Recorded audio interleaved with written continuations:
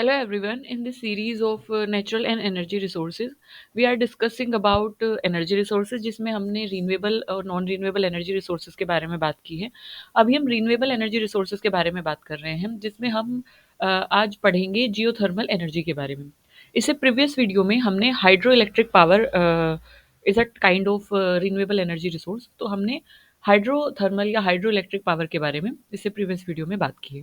सो इस वीडियो में हम जियोथर्मल एनर्जी के बारे में जानेंगे। So what is geothermal energy, how it is harnessing, और किस तरीके से इसके क्या क्या चैलेंजेस हैं, क्या क्या इसके एडवांटेजेस है, why we should use this. So वो सब चीज़ें हम इस वीडियो में आज डिस्कस करेंगे।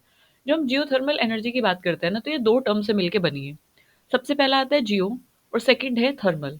तो जब भी आपके पास कोई भी टर्म आती है, जब भी आपके पास कोई भी कंटेंट आप पढ़ते हैं, तो हमेशा उसमें जो की टर्म्स हैं, की वर्ड्स हैं, उनको थोड़ा समझने की कोशिश कीजिए। उससे क्या होता है ना, कि जब आप कीवर्ड्स को समझते हैं, क्योंकि नेट का जो पेपर है वो ऑब्जेक्टिव टाइप है, सब्जेक्टिव तो है नहीं, तो वहाँ पे आपके पास ज़्यादा थ्योरेटिकल एस्पेक्ट से क्वेश्चन, इस तरीके से थ्योरी ज़्यादा नहीं पूछी जाएगी। वहाँ पे कीवर्ड्स पे आपको ध्यान देना है, और कीवर्ड से जब आप चीज़ों को याद करते हैं तो आपके एक तरीके से प्रोबेबिलिटी बढ़ जाती है कि आप उसको जल्दी और ज़्यादा देर तक ग्रैस्प करके रख सकें।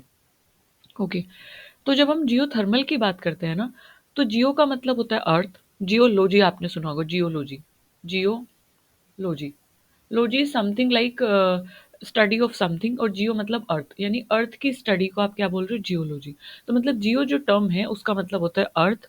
और जब थर्मल की हम बात करते हैं, तो थर्मल आपने कहाँ वर्ड सुना है, थर्मोमीटर सुना है। तो thermal is thermometer is something related to temperature. So thermal is something related to temperature. So आइए देख लेते हैं कि क्या है जियोथर्मल एनर्जी। तो जियोथर्मल एनर्जी एक तरीके का रीन्यूएबल एनर्जी सोर्स है, जो कि डिराइव किया जाता है हीट से। जो कौन सी हीट से, जो कि स्टोर होती है अर्थ क्रस्ट में। अर्थ क्रस्ट के अंदर जो हीट स्टोर है, अर्थ के अंदर जो हीट है, उससे एनर्जी, उसको एनर्जी सोर्स की तरह यूज किया जाता है, और उससे इलेक्ट्रिसिटी जनरेट की जाती है। और उसी को आप बोल रहे हो जियोथर्मल, यानी जियो मतलब अर्थ, थर्मल मतलब हीट। अर्थ की हीट से जो एनर्जी जनरेट की जा रही है, उसको आप जियोथर्मल बोल रहे हैं। सो जियोथर्मल इज थर्मल एनर्जी, है ना। थर्मल एनर्जी है, हीट एनर्जी है, that is generated, which is generated through the natural hot spring. तो अर्थ के अंदर बहुत सारी इमेंस अमाउंट में हीट है। अब उस हीट से वहाँ जब अर्थ के नीचे से पानी निकलता है ना, अर्थ के नीचे से जो वाटर एक तरीके से बाहर की साइड आता है, तो वो अगर उस एरिया में वो है जहाँ पे इमेंस अमाउंट में हीट है, उन क्रैक्स में वो है, तो वहाँ से हॉट स्प्रिंग की फॉर्म में वो बाहर निकलता है, क्योंकि पानी गर्म हो जाता है और फिर वो प्रेशर के साथ बाहर निकलता है। So that is. अच्छा, इसका एक थोड़ा सा बैकग्राउंड देख लेते हैं। जो अर्थ की कोर है, इट इज़ वेरी हॉट। अच्छा, कोर क्या है? देखिए, जो अर्थ है ना, अर्थ का स्ट्रक्चर कुछ इस तरीके से है, और इसमें इसको आप तीन पार्ट में इस तरीके से समझिए। सबसे पहला, ये वाला जो इंटरनल स्ट्रक्चर है, ये वाला जो पोर्शन है, इसके ऊपर वीडियो भी है आई थिंक, एक इंटरनल स्ट्रक्चर ऑफ अर्थ, इसके ऊपर वीडियो है। I will tag this in that I button, मैं उसको आई बटन में टैग कर दूंगी, आप उसको एक बार देख लेना। सो अर्थ का जो स्ट्रक्चर है वो कुछ इस तरीके का है, इंटरनल स्ट्रक्चर। अंदर है कोर, फिर है बाहर मेंटल, एंड देन है क्रस्ट। तो हम जो लिथोस्फेयर है, हम जो रहते हैं, वो हम कहाँ रहते हैं, हम रहते हैं अर्थ क्रस्ट पर। तो उसके अंदर मेंटल, उसके अंदर कोर आती है। मैं वीडियो टैग कर दूंगी, आप वहां से एक बार इसको अच्छे से एक्सप्लेनेशन अगर आपको चाहिए तो वहां से आप देख सकते हैं। तो जो इनर मोस्ट पार्ट है ना, इंटरनल स्ट्रक्चर जो है अर्थ का, इनर मोस्ट पार्ट जो है, वो बहुत क्या है, गर्म है। और so it is possible to make use of the geothermal energy. तो इसी हीट का, इसी लाइक एनर्जी का हम जियोथर्मल एनर्जी के तौर पे क्या करते हैं, यूज़ करते हैं। अब वहाँ पे क्या होता है कि अगर पानी इसके आसपास है, इस एरिया में अगर पानी है, तो ये क्या हो जाता है, गर्म होके स्टीम की फॉर्म में बाहर आ जाता है, या हॉट स्प्रिंग की फॉर्म में बाहर आता है। क्योंकि अंदर से गर्म है, ऊपर अगर इस एरिया में पानी है, यानी वाटर टेबल अगर यहाँ पे लाई कर रही है, तो ये पानी गर्म होगा और एक प्रेशर के साथ हॉट स्प्रिंग या स्टीम गश की फॉर्म में क्या होता है, बाहर आता है, जिसको हॉट स्प्रिंग या गीजर्स भी बोला जाता है ना। अब इनका हम कैसे यूज़ करते हैं, इन हॉट स्प्रिंग्स का, या फिर इन गीज़र्स का, या स्टीम गश का, हम टरबाइन को रोटेट करने के लिए यूज़ करते हैं। टरबाइन हमने रोटेट की, जब टरबाइन रोटेट होगी तो फिर से वापस जाइए, जब हमने हाइड्रो इलेक्ट्रिक पावर जनरेशन में क्या पढ़ा था, टरबाइन रोटेट होती है, टरबाइन रोटेट होके वो जनरेटर क्या करता है, जनरेटर मैकेनिकल एनर्जी को किस में कन्वर्ट करता है, इलेक्ट्रिकल एनर्जी में। तो वहाँ से फिर इलेक्ट्रिसिटी क्या हो जाती है, प्रोड्यूस हो जाती है। ओके। चलिए इसको थोड़ा सा एक तरीके से सिंप्लीफाई फॉर्म में देख लेते हैं, सिंपल फॉर्म में इसको एक बार और पढ़ लेते हैं कि क्या हमने इसमें पढ़ा। सो ये तो हमें पता है कि अर्थ जो है, अर्थ के अंदर immense amount of heat present है ना। अर्थ का जो कोर है, it is the hottest part, you know. Core जो है हॉटेस्ट पार्ट है। और उसमें क्या होता है कि, अच्छा, क्वेश्चन ये उठता है कि अर्थ बहुत गर्म है, ये तो हमें पता है, कोर जो है हॉटेस्ट पार्ट है, ये भी हमें पता है। बट ये जो एनर्जी अर्थ के अंदर है, ये आती कहाँ से है? अर्थ इतनी गर्म क्यों है? क्या वो डेप्थ की वजह से गर्म है? क्या मतलब हम अर्थ के जितना अंदर जाते जाएंगे, क्या वो इस वजह से, प्रेशर की वजह से गर्म है? वो एक आस्पेक्ट है। बट जो मेन आस्पेक्ट है, मेन आस्पेक्ट ये है कि जो अर्थ के अंदर एनर्जी ओरिजिनेट होती है, वो प्लैनेट जिस तरीके से फॉर्म हुआ है, और उसके अंदर बहुत सारे रेडियो एक्टिव मिनरल्स होते हैं, है ना। उसके अंदर थोरियम होगा, यूरेनियम होगा, रुबीडियम होगा, और प्लूटोनियम होगा। तो अर्थ क्रस्ट के अंदर ये जो रेडियो एक्टिव मिनरल्स हैं, इनका ना धीरे धीरे धीरे धीरे डिके होता है। हाफ लाइफ आपने सुना होगा। मतलब ये रेडियो एक्टिव वेव्स जो है, रेडियो एक्टिव रेडिएशंस रिलीज करते हैं। रेडियो एक्टिव रेडिएशंस रिलीज करने से धीरे धीरे धीरे इनका मास कम होता जाता है, मतलब ये डिके होते जाते हैं। और इस डिके की वजह से, यानी कि ये जो रिलीज कर रहे हैं, एनर्जी जो रिलीज कर रहे हैं, क्योंकि वो इमेंस अमाउंट में होती है, जो कंटिन्यूअस एनर्जी रिलीज कर रहे हैं, इसका फ्लो कोर में होता है। और कोर में इसका फ्लो होने की वजह से फिर कोर से किसकी तरफ मूव करता है? सरफेस की तरफ मूव करता है, क्योंकि रेडियो एक्टिविटी के मेनली उधर ही होता है, क्योंकि मिनरल्स कहाँ होंगे? मेंटल में या तो कोर में, है ना, मेनली।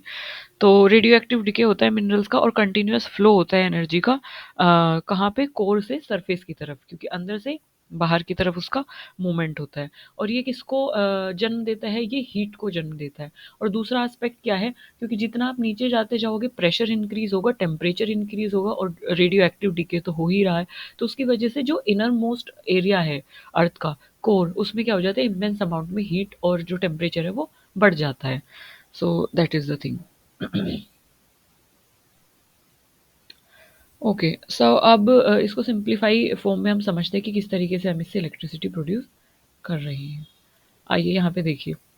सबसे पहले क्या होता है कि हीट सोर्स है, हीट सोर्स है। अब हमारे पास हीट सोर्स क्या है? हमारे पास हीट सोर्स है अर्थ की इंटरनल हीट।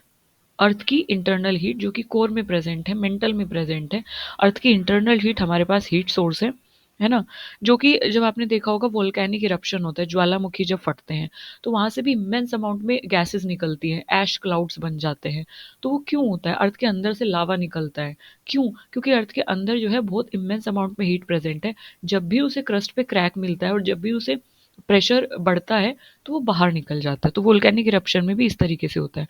तो अर्थ के अंदर जो इंटरनल हीट है, जो कि वोल्केनिक एक्टिविटी की फॉर्म में बाहर निकलती है, हॉट स्प्रिंग्स की फॉर्म में बाहर निकलती है, या टेक्टोनिक प्लेट बाउंड्री से हॉट स्प्रिंग और स्टीम गश की फॉर्म में जो बाहर निकलती है, वो इंटरनल हीट हमारे पास क्या है? हीट का एक सोर्स है।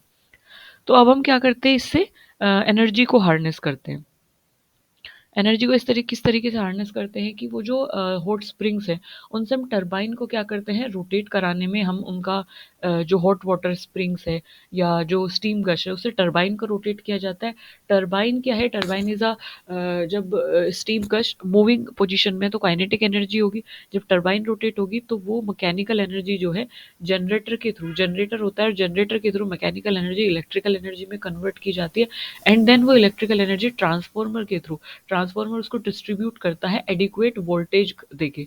एडिक्वेट वोल्टेज ट्रांसफॉर्मर प्रोवाइड करता है, ताकि जितना वोल्टेज घरों में यूज़ होने के लिए पर्टिकुलर अमाउंट जो वोल्टेज चाहिए, वो हम उतना वोल्टेज देके उसको डिस्ट्रीब्यूट किया जा सके फर्दर इंडस्ट्रीज में या रेजिडेंशियल एरियाज में।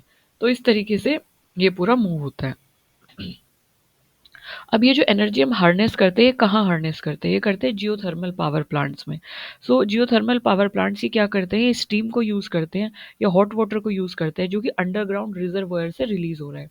मतलब अर्थ के अंडर जो वाटर है, जो वो स्टीम की फॉर्म में बाहर निकलता है, या हॉट वाटर स्प्रिंग की फॉर्म में बाहर निकलता है। तो अंडरग्राउंड रिजर्वायर में जो पानी है, जो एनर्जी है, उसको हम टरबाइन को ड्राइव करने के लिए यूज़ करते हैं, और वहाँ से इलेक्ट्रिसिटी जनरेट की जाती है। और ये पूरा काम होता है पावर प्लांट्स पे, और उन पावर प्लांट्स को बोला जाता है जियोथर्मल पावर प्लांट्स। ओके, इसके अलावा जो है अगर हम बात करें जियोथर्मल, इसमें various methods use to produce geothermal energy. ये कुछ इस तरीके से हैं, किस-किस तरीके से जियोथर्मल एनर्जी को प्रोड्यूस किया जा सकता है, इस पे भी हम ध्यान दे लेते हैं। एक तो ड्राई स्टीम पावर प्लांट्स की हेल्प से, dry steam power plant.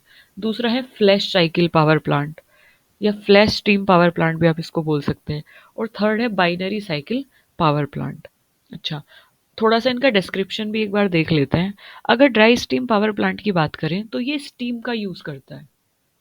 Dry steam power plant में स्टीम का यूज़ किया जाता है जो कि डायरेक्टली थर्मल रिजर्वर से निकलती है। जो भाप जो निकल रही है, स्टीम गश जिसे हमने बोला था, वो जो इंटरनल हीट की वजह से या अर्थ के अंदर से जो भाप निकल रही है, स्टीम जो निकल रही है, डायरेक्टली उसको यूज़ किया जाता है टरबाइन को रोटेट करने के लिए और इलेक्ट्रिसिटी जनरेशन के लिए। तो ये तो ड्राई स्टीम पावर प्लांट की बात हो गई।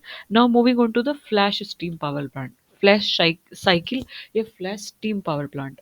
तो इसमें क्या होता है, they extract high pressure hot water.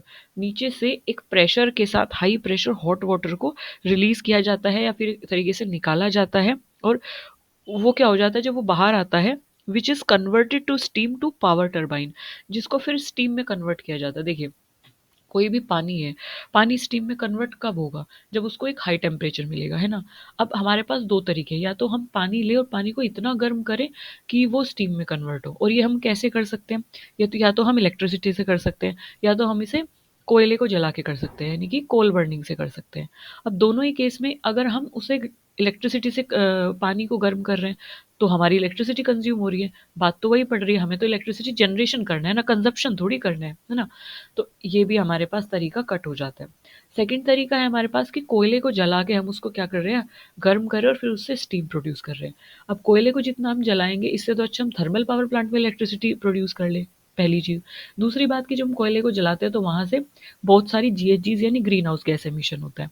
तो ये दोनों ही तरीके कट हो जाते हैं। तो सबसे अच्छा तरीका है कि अर्थ के अंदर इमेंस अमाउंट में हीट प्रेजेंट है, तो ऐसे एरियाज को ढूंढा जाए जहाँ पे जो पानी है वो इतना हीटेड हो कि जैसे ही वो बाहर निकले तो हीट में कन्वर्ट हो जाए, सॉरी स्टीम में कन्वर्ट हो जाए।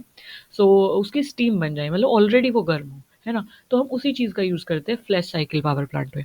तो इसमें से एक जो हाई प्रेशर के साथ हॉट वाटर बाहर निकलता है वो स्टीम में कन्वर्ट होता है ना, इसलिए बोला है फ्लैश। फ्लैश मतलब एकदम से। तो वो इतना गर्म पानी होता है वो स्टीम में कन्वर्ट हो जाता है, मतलब ड्राई स्टीम में तो खाली स्टीम ही रिलीज होगी, है ना। जैसे जो गीजर्स जिन्हें बोला गया है, तो सीधा सीधा स्टीम रिलीज हो रही है ड्राई स्टीम में। फ्लैश साइकिल में क्या होगा, जो गर्म पानी है वो जब बाहर निकलता है तो उसकी जो स्टीम होती है, उस स्टीम से हम क्या करते हैं, टरबाइन को रोटेट करते हैं और इलेक्ट्रिसिटी का जनरेशन करते हैं। सिर्फ फ्लैश स्टीम पावर प्लांट में होता है। अगर मैं बात करूं binary cycle power plant, binary cycle power plant में क्या होता है कि they use lower temperature water to heat a secondary fluid with a lower boiling point. होता क्या है, देखिए, binary cycle, binary something that is related to secondary, है ना। तो इसमें क्या होता है कि ये अब कुछ ऐसे एरियाज होंगे जहाँ पे पानी इतना गर्म नहीं होगा, मतलब अर्थ के अंदर इमेंस अमाउंट में हीट प्रेजेंट है, लेकिन कुछ जगहों पे अर्थ बहुत हीटेड होगी, है ना, जहाँ से अब वोल्केनिक इरप्शन हर जगह से थोड़ी होता है। सो वही बात बोली गई कि कुछ टेक्टोनिक प्लेट के जो एरियाज होंगे वहाँ पे अर्थ बहुत ज़्यादा हीटेड होगी और वहाँ से एनर्जी रिलीज होना बहुत आसान होगा। बट कुछ एरियाज ऐसे होंगे जहाँ पे उतनी इमेंस अमाउंट में हीट नहीं होगी और वो एरियाज थोड़ा कूल डाउन होंगे। तो वही बात बोली गई है कि जो लोअर टेम्परेचर वाटर है उसको रिलीज किया जाता है, उसको एक्सट्रैक्ट किया जाता है। अब उससे हम किसी दूसरे फ्लूइड को गर्म करते हैं। किस फ्लूइड को गर्म करते हैं, उस फ्लूइड को गर्म करेंगे जिसका बॉइलिंग पॉइंट वाटर के बॉइलिंग पॉइंट से कम होगा। मतलब कोई ऐसा फ्लूइड जो जल्दी गर्म होके इवेपोरेट हो जाए, समझ रहे हो। तो अब सपोज करो, इसको इस तरीके से समझते हैं।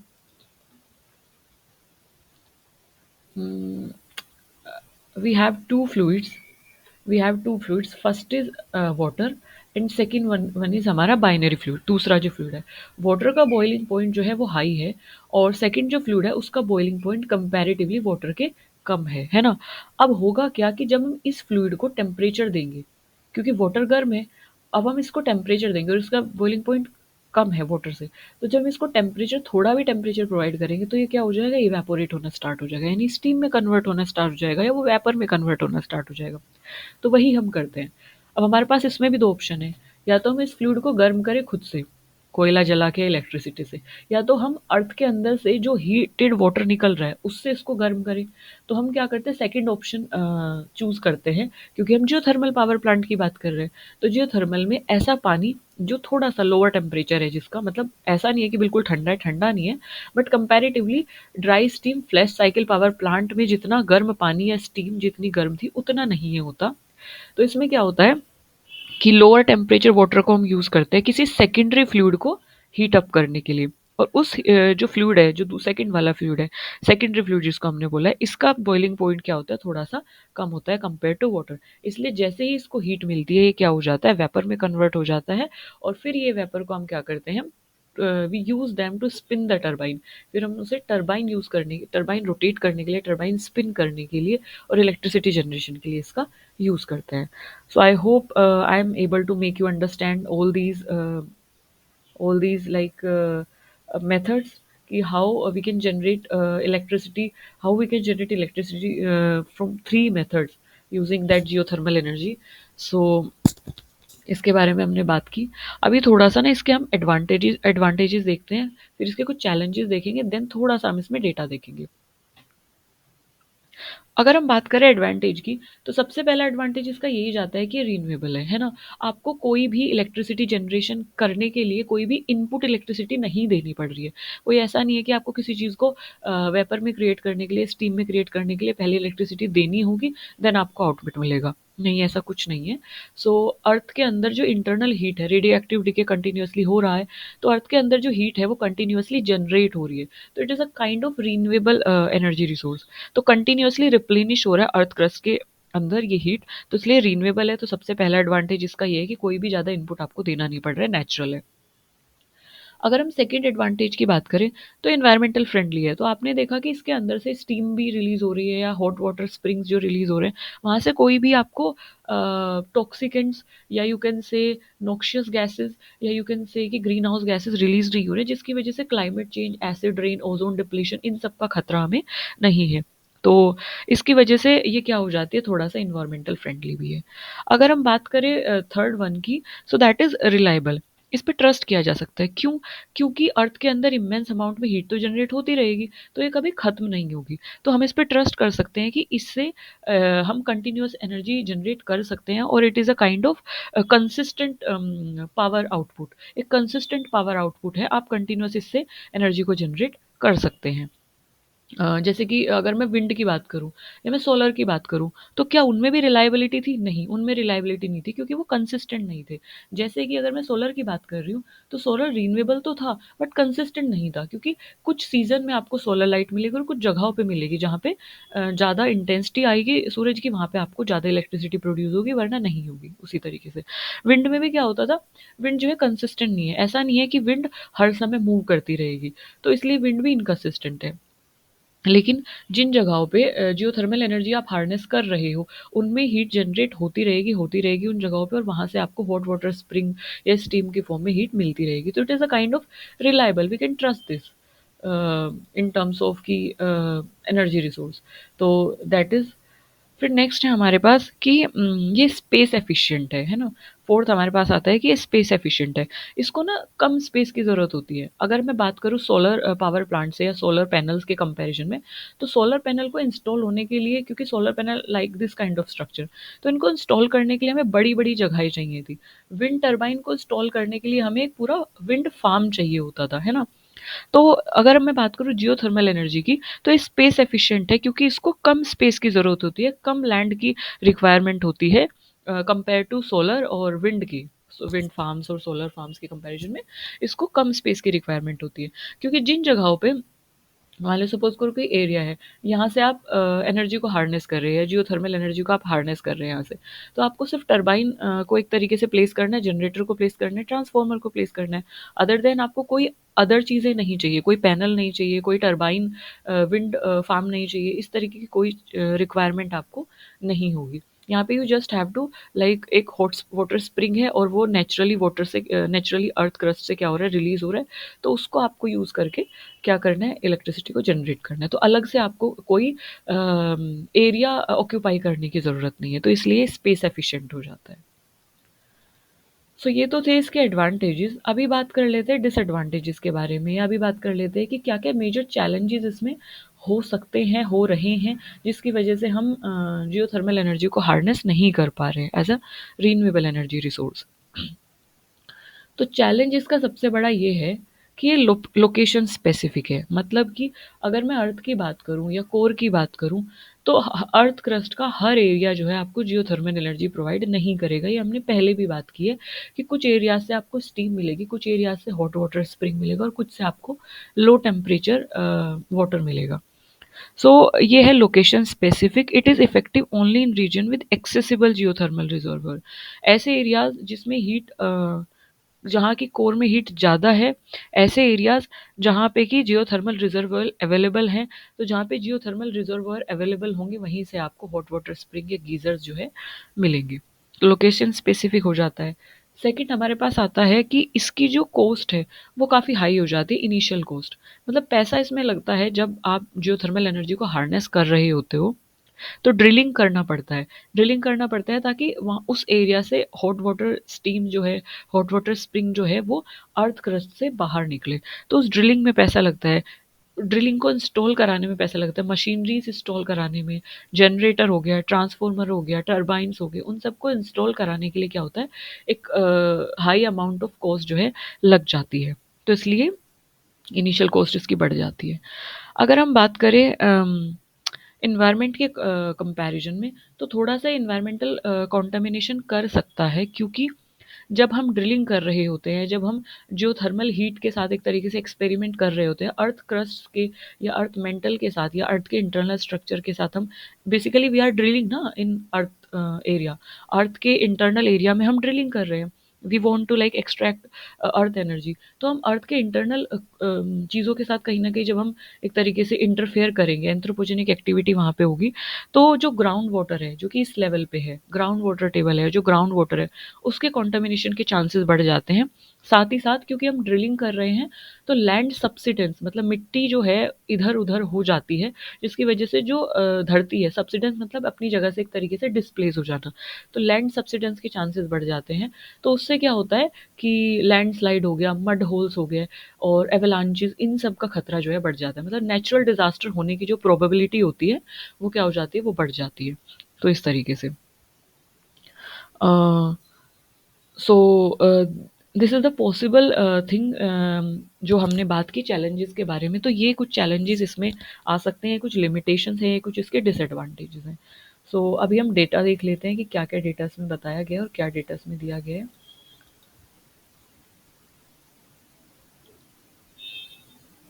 ओके। डेटा की अगर मैं बात करूँ तो क्या अभी इसका ग्लोबल यूसेज क्या है, मतलब क्या जियोथर्मल एनर्जी को कुछ देश यूज़ कर रहे हैं, यूज़ कर रहे हैं तो कैसे यूज़ कर रहे हैं, कितना यूज़ कर रहे हैं। तो अगर मैं बात करूँ यूनाइटेड स्टेट ऑफ अमेरिका यानी अमेरिका यूएस की, या अगर मैं बात करूँ आइसलैंड की, फिलीपींस की, न्यूजीलैंड की, तो they are world leader in geothermal energy production. तो ये जियोथर्मल एनर्जी को काफ़ी प्रचुर मात्रा में, या ये इसका काफ़ी अच्छे लेवल पे यूज़ कर रहे हैं, क्योंकि इनके पास ना एक्टिव जियोथर्मल जोन्स हैं। मतलब इनके पास ऐसे एरियाज़ हैं जहाँ जो कि अर्थ का वो एरिया जो बहुत हीटेड है, तो इनको आसानी से ड्रिल करने पे हॉट वाटर गीजर्स या हॉट वाटर स्प्रिंग्स या स्टीम गश मिल जाते हैं। तो ये इस एनर्जी का यूज़ कर रहे हैं। प्रेजेंटली जो इंडिया है, इंडिया की बात कर लेते हैं। India geothermal energy installed capacity is mostly experimental. मतलब इंडिया जियोथर्मल एनर्जी एक्सट्रैक्ट करने में भी उतना आगे नहीं गया है, तो अभी it is on the experimental stage. तो पोटेंशियल कैपेसिटी जो है मोर देन अभी 1000 मेगावाट से ज़्यादा है। और हमारे पास इंडिया में अगर हम बात करें तो कितने एक्टिव जियोथर्मल एनर्जी जोन्स हैं, अगर हम बात करें तो हमारे पास एक्टिव 7 जियोथर्मल प्रोविंसेस है इंडिया में। 7 जियोथर्मल प्रोविंसेस है इंडिया में, जैसे कि हिमालयाज़, सोहाना, वेस्ट कोस्ट, कैम्बे, सोन नर्मदा तापी जिसको सोनाटा बोला जाता है, गोदावरी और महानदी। तो यह 7 जियोथर्मल प्रोविंसेस, और जहाँ से अभी हम एक्सपेरिमेंटल तौर पे एक तरीके से we are just experimenting with the technology and how we can harness, कितना हम अभी कर सकते हैं और कितना कंट्रीब्यूट ये कर सकता है। But yes we are doing this. और ये थोड़ा सा आप इसको याद कर लेंगे कितनी जियोथर्मल प्रोविंसेस हैं। So this is it about geothermal energy. I hope I am able to make you understand this concept. So geothermal energy के बारे में हमने पढ़ा, जियोथर्मल एनर्जी क्या होती है, किस तरीके की, क्या क्या इसके की कंपोनेंट है, किस तरीके से हम इसको हार्नेस कर सकते हैं, मतलब प्रोड्यूस करके किस तरीके से इसको इलेक्ट्रिसिटी में कन्वर्ट करके यूज़ कर सकते हैं, कितने मेथड से geothermal energy power plant run हो सकते हैं, किस किस किस मेथड से हम जियोथर्मल पावर एनर्जी को इलेक्ट्रिसिटी के तौर पे यूज़ कर सकते हैं, वो तरीके हमने देखे। फिर इसके बाद हमने कुछ डेटा देखा, और इस वीडियो में अभी इतना ही। नेक्स्ट वीडियो में हम पढ़ेंगे बायोमास एनर्जी के बारे में। It is a kind of renewable energy resource, another kind of renewable energy resource. Obviously we are talking about renewable energy resource, तो रिन्यूएबल ही है। सो अभी के लिए बस इतना ही। तब तक के लिए आप हंसते रहिए, मुस्कुराते रहिए, और सबसे इंपॉर्टेंट बात जो मैं बोलती हूँ, पढ़ते रहिए, क्योंकि नेट क्लियर होने के लिए हंसना मुस्कुराने से ज़्यादा पढ़ना ज़रूरी है। Okay, again thank you for listening me so patiently always. Bye bye.